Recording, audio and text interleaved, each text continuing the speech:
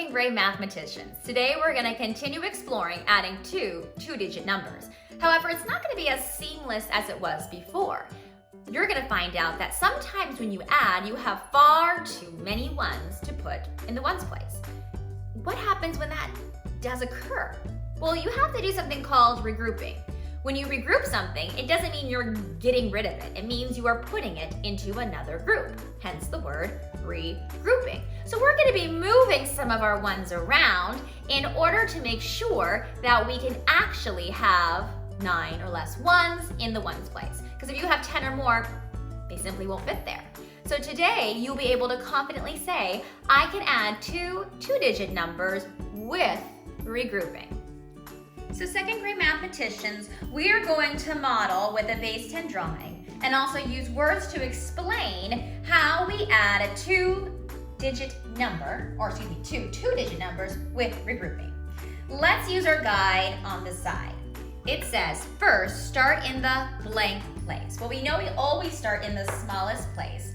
So that is the ones place. And I'm gonna circle up my ones place here.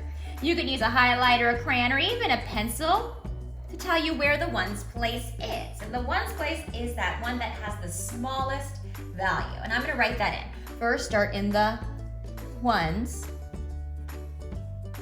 place. And I clearly have it identified here as 7 plus 6. Now, I'm going to fill in the blank. Add blank plus blank equals. Well, I'm gonna fill it in here. The first number I see on the top is 7, so I wanna read top down.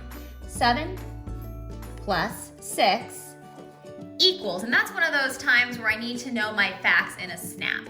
And thinking in a snap, 7 plus 6 is 13. Now I can't squeeze 13 down below. I can only have the digits 0, 1, 2, 3, 4, 5, 6, 7, 8, 9. So what do? This is where regrouping comes in handy. I'm taking my 3 ones and I'm gonna place it below the 3. And then I'm gonna regroup 1 10, because I can't have 13. So I'm keeping my 3 ones and regrouping my 1 10. So I'm gonna put the number 1 from my 1 10 in the tens place. Remember, that is 1 tens. I'm taking 10 ones from here and moving it over into the tens place. Next, I'm going to add the tens. So I've already added up all my ones. I'm adding the tens place. And the digits I see here are 1 plus 3 plus 4. I'm adding all of them together and I see the blanks here. So I have 1 plus 3 plus 4. I know 3 plus 4 is 7, plus 1 more is 8. So important I don't forget that, guys. Sometimes when I'm adding, I'm also circling it up here just so I know I don't forget it. And I see the number 8 and I place the 8 below the tens place. And now I can easily read the sum is 83. So the answer to 37 plus 46 is 83. So that's how I do it, using my two-digit numbers and explaining it thoroughly. Now, what does that look like when you're drawing with a base 10? Like we do with any two-digit numbers, and we're adding something, we're putting it together, I need two pictures. So I'm first gonna draw my number 37 on top, and I'm gonna draw 3 tens. 1, 2, 3. Those are my 10 rods. And then I'm gonna draw 7 ones. And remember when I do this, I like to build a 10 frame. And I know there's 5 on one side and 5 on the other because 5 and 5 make 10. So I'm at 5 ones and 2 more, and that makes 37. So first draw 37. Excellent.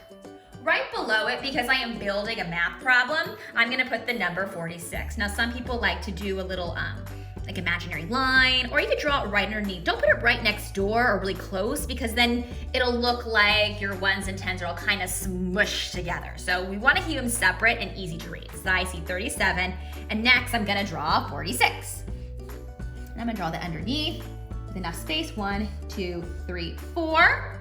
So all my tens are lined up, and my 6 ones. And like I did before, I'm building a 10 frame. So I need 1, 2, 3, 4, 5, and 6. Now I'm going to add the 2 together. And I want to see how many I have in all. Now, can I make a 10 or I cannot make a 10? Well, if I'm looking here, I can't make a 10. Because look, I have only 3 empty places here in the 7 and I have 6 ones here. So I'm gonna circle I can make a 10, meaning I need to regroup. And I'm going to scoop up the ones that I need to make a 10. And I'm gonna use the top one just because it's the closest to 10. I can even do that below, but because I only need 3 more ones here, and that's why building a 10 frame is really important, because I can easily see I have 3 blanks. I'm gonna take these here. I'm gonna scoop them up with these 3 as well. And I'm gonna draw a little arrow, and I'm gonna move it here because I took those and I moved it next door. So these ones are no longer ones, they are now 10s. So now it's time to count up the ones I have remaining. Now the ones I have remaining are not in that circle, and that is 1, 2, 3. Those are the 3 that are left behind. So I have 3 ones.